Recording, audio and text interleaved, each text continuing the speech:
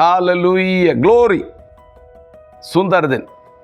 हम ज़ायन के सारे बच्चे, ज़ायन परिवार हमेशा प्रार्थना करने वाला एक विषय, रिवाइवल, एक बहुत बड़ा बेदारी। मैं विश्वास करता हूँ वो बेदारी जल्दी प्रकट होने जा रहा है। सब लोग मेरे साथ बोलेंगे, बेदारी, रिवाइवल। परमेश्वर हमें रिवाइव करते हैं। वो रिवाइव का मतलब जैसे पहले हम था, मतलब जो पहला आदम जब पाप करने से पहले कैसा था। बाइबल कहते हैं परमेश्वर के स्वरूप में और समानता में था। रिवाइवल का मतलब पुनर्स्थापना, रिस्टोरेशन। हमें नाम में परमेश्वर का साथ टूटा हुआ रिश्ता फिर से जुड़ जाए और पवित्र आत्मा से भर जाए और आप परमेश्वर के अनुरूप में, मसीह के अनुरूप में बदल जाए। आपका जीवन में आनंद, शांति, भरपूरी, सब रिवाइवल। हर एक क्षेत्र में लोग अपने पापों से मन फिराए और परमेश्वर का पास लौट कर आए। जैसे उड़ाऊ पुत्र जब बाप का पास लौट कर आया और अपने पापों को अंगीकार किया, पिता के घर के आनंद में शामिल हो गया, वैसे हम सब, पूरा मानव, हमें परमेश्वर का पास आना प्रभु चाहते हैं।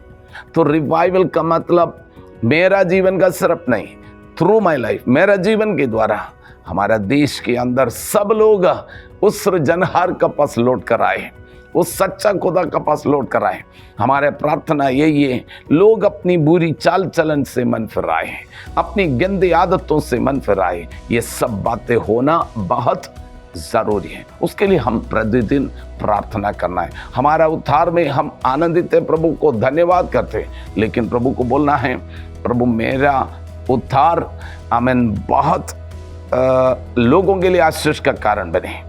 मैं प्रभु का साथ बने रहकर मेरा जीवन के द्वारा लोग आशीषित होने पाए। 127 भजन संहिता पढ़ रहे थे। भजन संहिता 128 में हम देखते हैं, क्या ही धन्य है हर एक जो यहोवा का भय मानता है और उसके मार्ग पर चलते।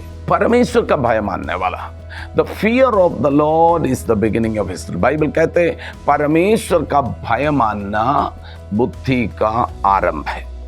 परमेश्वर का भय मानने का मतलब मुझे बनाए हुआ, मुझे चलाने वाला, मेरा जीवन को हर पल देखने वाला एक जीवित परमेश्वर है, सृजनहार है। उसकी आंखों से छिपाकर मैं कुछ नहीं कर सकता। मैं मनुष्यों से छुपा सकते हैं, लोगों से छुपा सकते हैं, पुलिस से छुपा सकते हैं, मेरा माँ बाप से छुप कर सकते कुछ भी, लेकिन I can not hide anything from the Lord. मैं परमेश्वर से कोई छुपा नहीं सकता। और पहली बात, परमेश्वर की नजरों में सब कुछ खुला है। परमेश्वर सबको देखते हैं, परमेश्वर सब मनुष्य को देखते हैं।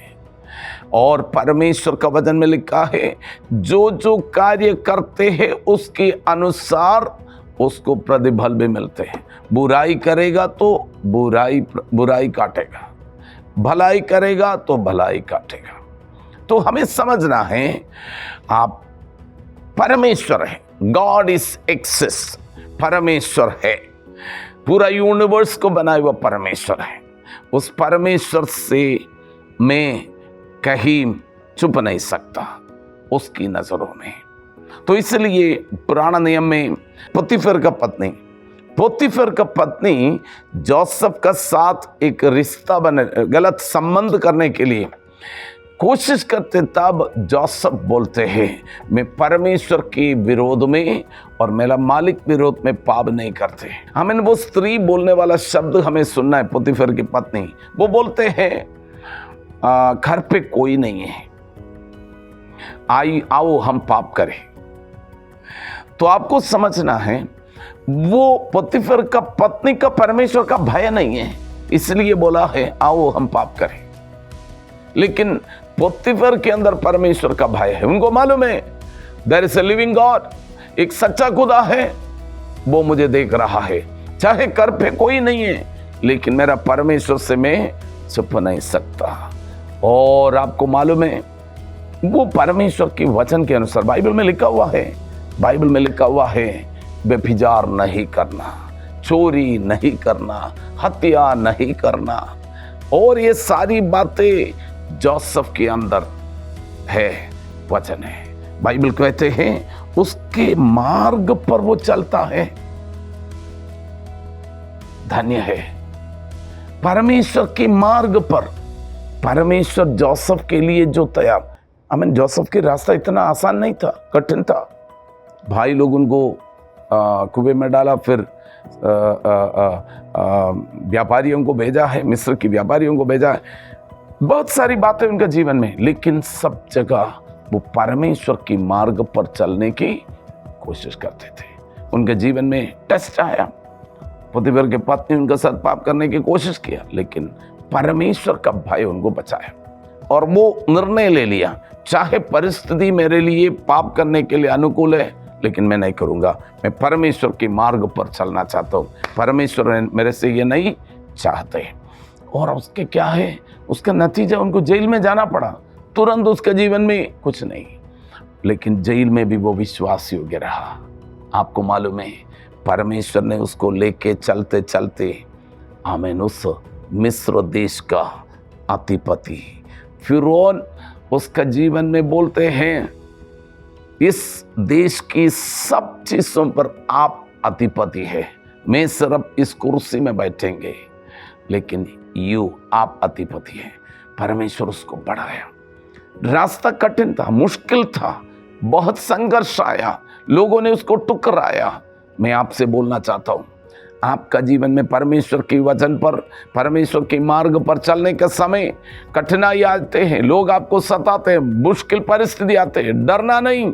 जब पाप करने के लिए अवसर आते हैं, नहीं करना। लोग आपका साथ गलत काम करने के लिए आपको प्रेरणा देते हैं, झूठ बोलकर गलत काम, गलत पैसा कमाने के कुछ भी बातें बोलते हैं। आपको बोलना है, I am a child of God, मैं परमेश्वर का बेटा हूं, परमेश्वर की बेटी हूं, मैं ये नहीं कर सकता। अगर ऐसा है, वो रास्ते में आपको परमेश्वर उन्नति से उन्नति की ओर, परमेश्वर का वचन में लिखा है, तुम पूंछ नहीं सिर बनोगे, तुम सब जातियों में से श्रेष्ठ बनोगा। अगर परमेश्वर के मार्ग पर चलने वाले व्यक्ति आप हैं, आमीन, परमेश्वर आपको श्रेष्ठ बना देंगे, सबसे उत्तम बना देंगे, सब लोगों के लिए आशीष का कारण बना देंगे।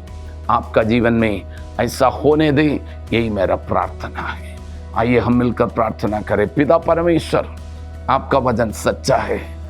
जो मनुष्य धन्य हैं जो परमेश्वर का भय मानते हैं और उसके मार्ग पर चलते हैं। प्रभु, हम सबको आपके मार्ग पर चलने के लिए, आपकी इच्छा पर चलने के लिए, आपका भय मानते हुए समझदारी के साथ, बुद्धि के साथ इस संसार में जीवन बिताने के लिए मदद करें। सबका जीवन में उन्नति होने पाए, सबका जीवन आशीषित होने पाए। प्रभु, आप ऐसे कर रहे, धन्यवाद, महिमा आपको मिले, यीशु मसीह के नाम में, आमीन। Praise God, God bless you.